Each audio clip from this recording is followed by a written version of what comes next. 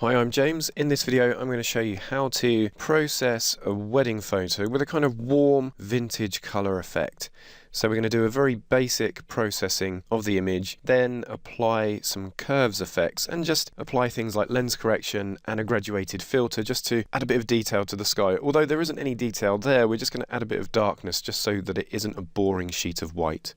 Okay, so to get started, I'm going to increase the contrast and I'm going to put that in at 40 because that's about right for this image here. And it's looking a bit dark, so I'm just going to increase the exposure by half a stop. And I'm going to pull the highlights down to about -20 just to make sure that I maintain highlight detail in the dress. As you'll see here, there is some lens distortion because I shot this on an ultra-wide angle lens, and if we zoom in here you'll see there's a tiny bit of chromatic aberration. What I'm going to do is scroll down to lens corrections and just click on basic and enable the profile corrections, because the lens I used, there is information about that held in the Lightroom database, so it can correct that automatically for me. And also click on remove chromatic aberration. But as you'll see, there is a slight angle here on that straight line on the step, so I'm just going to manually fix that. So if we just go down to rotate and rotate it ever so slightly, and I'm just going to click on constrain crop just to make sure that if I turn the image too much and I pull it over here a little bit and there's a bit of grey, it just fills that space for me. So that's all done, that's looking good. So let's go back up to basic. Now I'm just going to apply that graduated filter. So there we're getting a bit of a colour, so I'm just going to drag that over because we don't want to change the white balance of this grad. And I'm just going to delete that one that appeared, and I'm holding down shift. I'm just going to drag that down to there and just gently pull it across until I get a bit more darkness. So I just need to pull that down a bit more. So it's not bringing the detail back, it's just, as I say, stopping the sky from being a boring sheet of white or grey.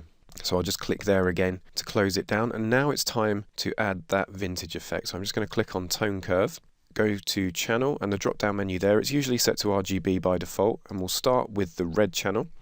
And I'm just going to add a small amount of red. So if you want to mimic this exact colour balance that I'm creating here, just place points in the same places and you'll get exactly the same effect. So let's just bring that in so it's not too strong, and then we'll move down to green.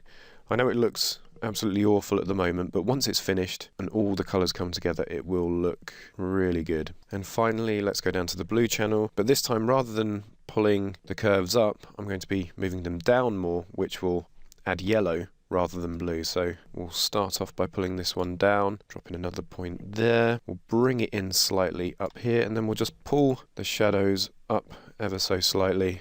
It's looking a little bit too yellow, so let's just bring that up there, and this one in slightly. So there is our vintage colour effect. What I need to do now is just give it a slight haziness, and this part is something you can add if you want to, or you can leave it as it is here. But just by dragging the black slider over to the right, you actually lighten the blacks, so it adds a very slight kind of vintage haziness that you commonly see in images now. So I'm not going to go too far, I'm just going to bring it over to roughly about 20, and then if I just Control Z that, you'll see it is a real subtle difference, but it just gives that nice kind of hazy vintage look. So that is how to process your wedding pictures with a vintage hazy effect.